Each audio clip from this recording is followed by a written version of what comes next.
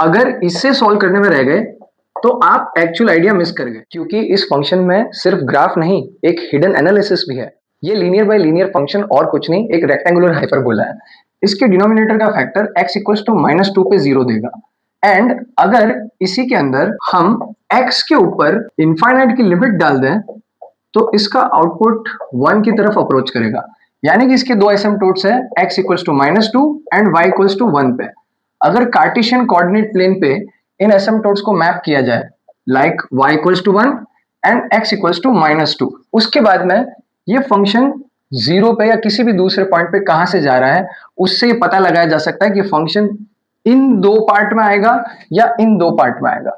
So if I am putting x equals to 0, x equals to 0 पे इसका output 1/2 है, यानी कि यहां से ये जा रहा है। तो ऑफ कोर्स इसका प्रोबेबल ग्राफ कुछ इस तरह का दिखाई देगा। अब द हिडन ऑब्जर्वेशन कि इस +2 की जगह अगर मैं एक नया फंक्शन लेके -1 पुट कर दूं, यानी कि इसके कोफिशिएंट का ऑपोजिट साइन, ये कर देने के बाद में दोनों asymptotes you can check will be same. Both the asymptotes will be at 1, y equals to 1 and x equals to 1।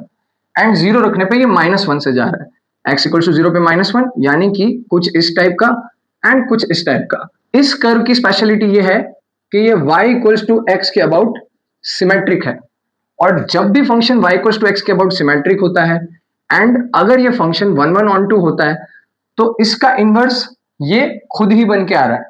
It means g of gx करने पे आपको सीधा x मिलेगा।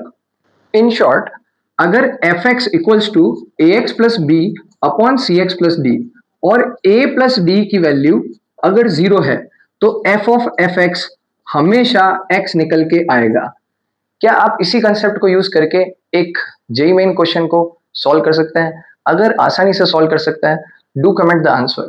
एंड इसी तरह मैथ्स को और डीपली एनालाइज करने के लिए stay connected with Mathalysis by KP.